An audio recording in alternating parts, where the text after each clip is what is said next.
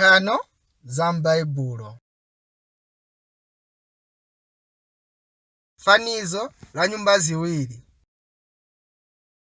Ambuye Yesu anena fanizo. Iyo ndi nkhani imene Ambuye Yesu afuna kutiphunzitsa ife china. Motero ili ndi tanthauzo lakuya. Amuna awiri yense afuna kumanga nyumba. Iwo onse awiri ayamba kugwira ntchito mwamphamvu kwambiri. Nthawi yaying'ono kuzakhala nyumba ziwiri zokoma mene amuna awiri azakhala.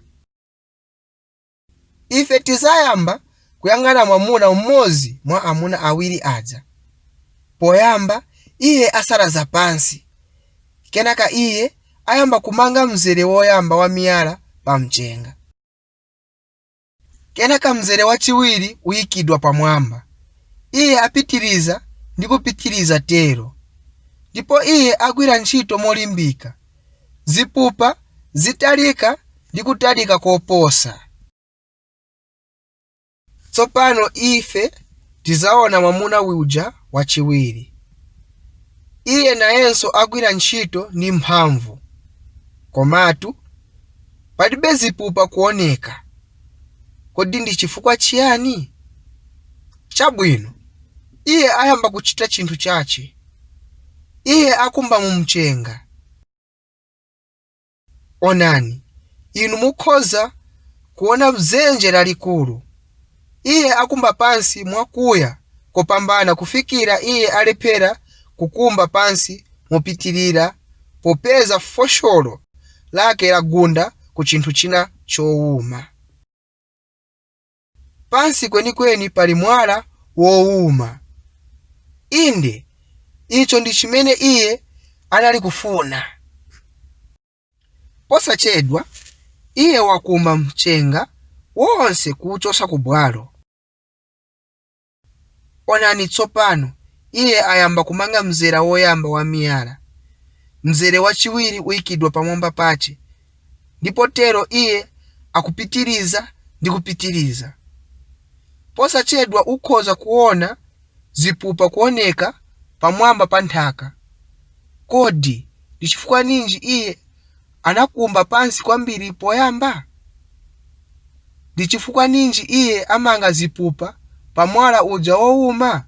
Chabwino, inu muzaziwa pamene muzamva chimene chichitika kenaka. Nyumba zonse ziwiri zatha. Ati kuoneka bwino. Tsiku lina mphepo yamphamvu iyamba kukuntha. Ikuntha mwamphamvu kopambana. Isanduka mkhuto woopsa. Ndipo mvula yoopsa ikugwa. Mphepo ndi mvula zimenya zipupa za nyumba ziwiri. Onani nyumba yoyamba. Zipupa ziyamba kulowa pansi. Popeza michenga pansi pache ili kupseredwa. Chipepo china. Ndipo zipupa zikugwa pansi. Denga likugwa. Ndipo posachedwa china chakhalira kuchokera ku nyumba yokongola ndi chulu cha zidunswa. Ati kuopsa.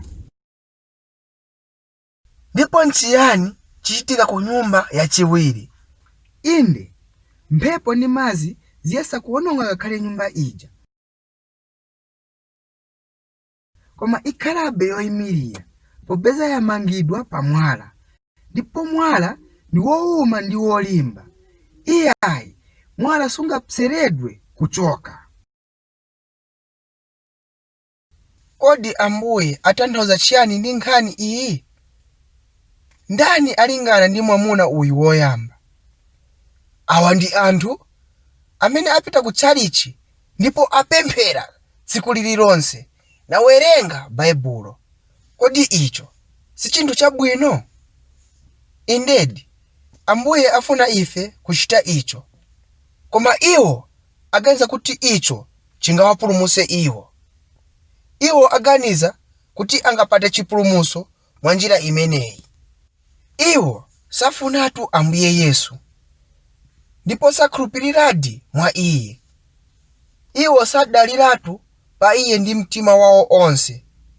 Iwo saganiza za ichi kuti mtima wawo ndi wodzala kwambiri ndi uchimo, ndipo iwo afunika mtima watsopano. Ndani alingana ndi mwamuna wachiwiri? Awa ndi anthu amene aziwa kuti iwo sangapate chipulumutso pa iwo okha, popeza zonse iwo achita ndi zodetsedwa ndi uchimo. Mtima wawo ndi wodzala ndi uchimo, ndipo Ambuye ndi woyera ndi Mulungu wolungama. Pali mmodzi yekha amene akhoza kupulumutsa iwo, ndipo uyo ndi Ambuye Yesu chabe. Iye apata chipulumutso. Iwo akhulupirira mwa Iye ndi mitima wawo onse, ndipo iwo akhulupirira mwa Iye chabe. Tsopano inu mwazindikira chifukwa ninji Yesu atchedwa mwala. Chifukwa popanda mwala uyu wa chipulumutso, ife sitingapulumutsidwe. Ganizirani mobwereza pa nyumba yoyamba. Iyo sinamangidwe pa mwala. Ngakhale nditero, anthu amene akhulupiriradi mwa Ambuye Yesu adzapulumutsidwa. Muli monse mmene zingakhalire. Tangoganizirani za nyumba yachiwiri, inamangidwa pa mwala. Panali m'busa wina, m'busa Ledebuwo, amene anaphunzitsa ana ang'ono nyimbo yaying'ono. Funani Yesu kawirikawiri, funani Yesu msanga. Ngati mwapeza Yesu, muli nazo zokwanira.